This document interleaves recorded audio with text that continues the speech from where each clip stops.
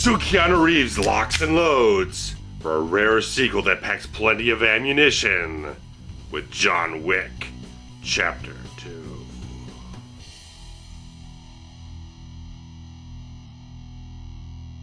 Legendary hitman John Wick is forced back out of retirement by a former associate, plotting to seize control of a shattering international assassins guild.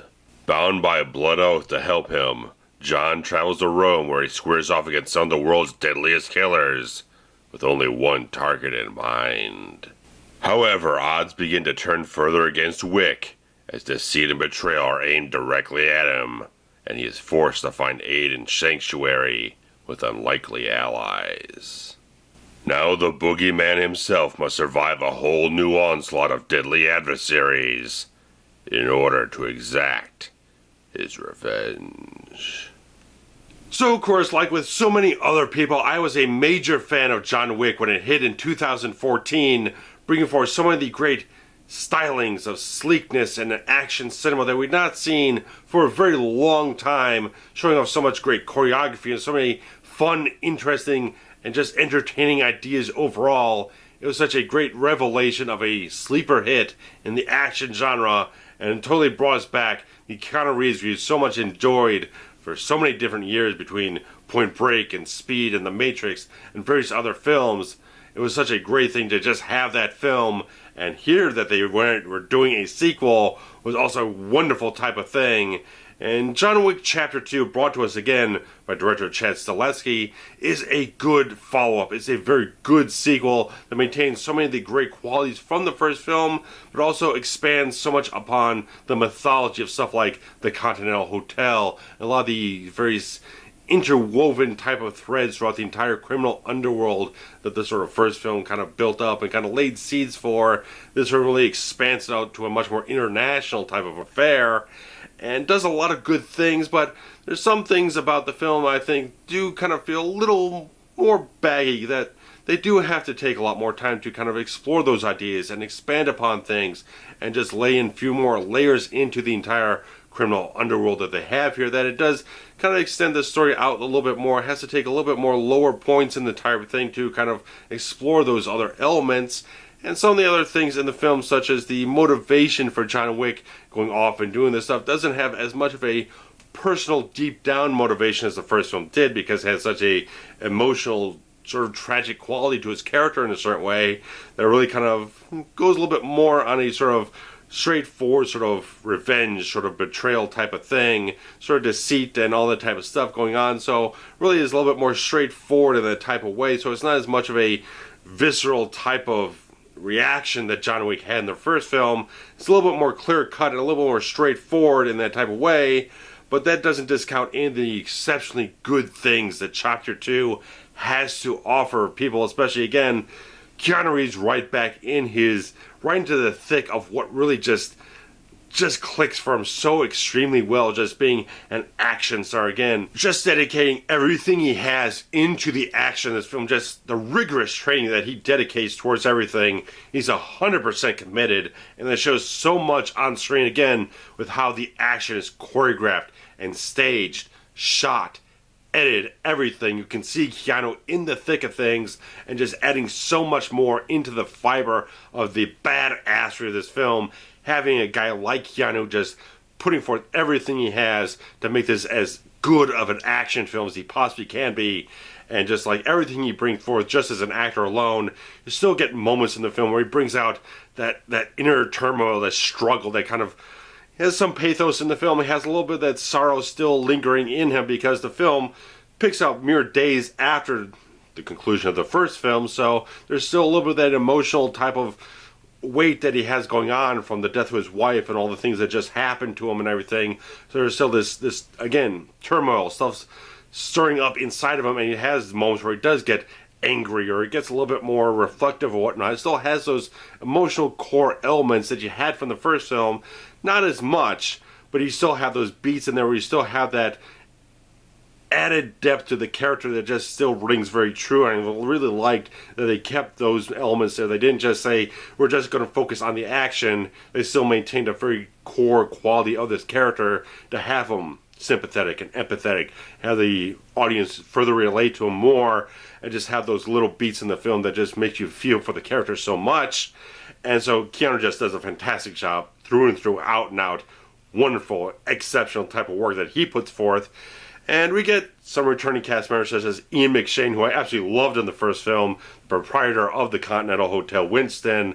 Wonderful actor, wonderful performance. I just love every little quality he brings to the whole thing. Just the touch of class that he adds to the character and proceedings of the whole film. Wonderful stuff. And you get some new people into the film, more people populating type of things. And I really like getting the character portrayed by Common here, Cassian, who is a fellow hitman that has sort of a professional grudge against John after certain things go down in the film. And I always really like Common as an actor, that he is a rapper and everything, but I've always liked seeing him on screen because he always brings forth a real genuine quality with what he acts in the film. Even to sound like not too good like Terminator Salvation, I still felt like he brought forth really good qualities in his performance. He always feels like an actor who really does put in a genuine effort. And I really liked all the stuff that he did with Keanu Reeves in this film. All the action beats, the long fight scenes he has with him. At one point, there's a fight scene between the two of them that seemed like it was almost reaching like Keith David, Roddy Piper levels of just how long it was going on and just how brutal it was. But these wonderful types of things that he brings to the film, I really enjoyed him a lot more than his hitman turn-in Run All Night. He was a really good addition to this cast. I wish there was a little bit more of. And you get an addition to this cast with a Matrix reunion between Keanu Reeves and Laurence Fishburne. And Fishburne does a very sort of over-the-top, exaggerated performance for a character that doesn't quite add as much to the film as you'd really like him to. Maybe something set up for a further sequel, who knows. But I like seeing the two of them on screen. It just gives me a sense of delight and everything, because I'm sure the two of them enjoyed working with each other again. But I felt like Fishburne's performance was a little exaggerated at certain points, but you can tell he was having a whole lot of fun playing this character and being on screen with Keanu and playing these scenes. Really fun performance there. And you get some other people in this film, like you get a Constantine reunion between Keanu and Peter Stormare early in the film, where I always feel like I almost want Peter Stormare to actually be the main villain of the film in a certain way, because one, he's a fantastic actor, he's he's incredible type of stuff, because the actual villain of the film he's okay, but I don't feel like he quite hits as strong of a levels as the villains we had in the first film, where we had the surreal kind of Weasley type of brat kid of like Yosef, and then you had the heavyweight guy of Michael Nyquist and everything. So this one's a bit more kind of in the middle between them in a certain way. Doesn't quite get as much of a vile distaste for this kind of Weasley type of Italian sort of gangster and whatnot, who's really kind of plotting and scheming and kind of manipulating people around and everything. But it was a good character that I didn't feel like it had as much memorable qualities as some of the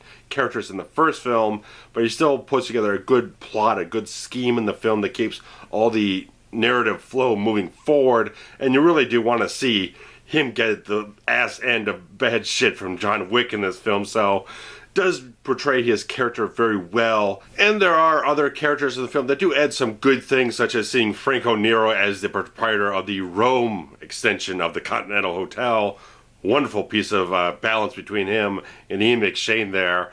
But you get like Ruby Rose, who is kind of the right-hand person of the bad guy, who doesn't quite have a great piece of work in this film that really kind of do anything, especially when you have someone really hitting it so well like Common as his badass in the film. Doesn't quite get as something like you really, whether or not John Wick gets or not, you really don't really care that much. He's just kind of in the way of getting to the point of the whole thing. So some of the characters are still very good, but some of them don't quite hit as strong beats as the first film did, but still a good cast put together, a good writing overall with a lot of the characters in general.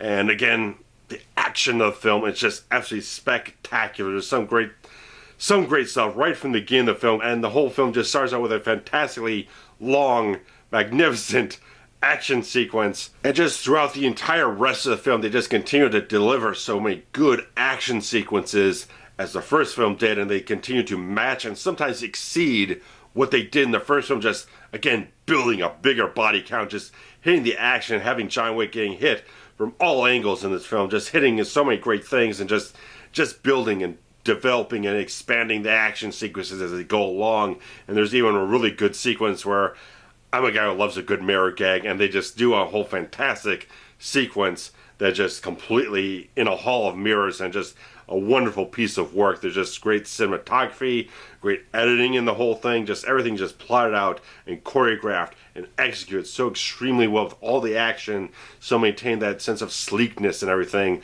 that you had with the first film, a great consistency that none of the action falls off at all, and they really pushed themselves to make sure that they didn't take a step down from the first film. They really built themselves up to really kind of deliver bigger and better action sequences while not sacrificing the overall quality of the film.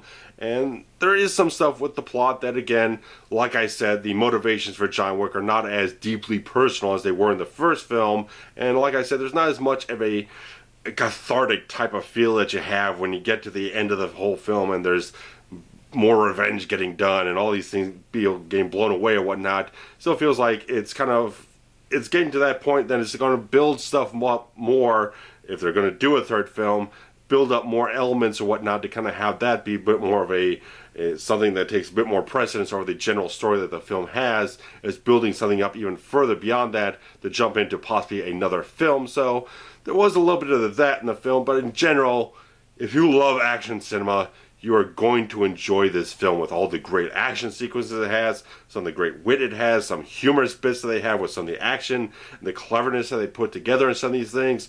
I love some of the new characters as well, and they still bring back like Reddick and McShane.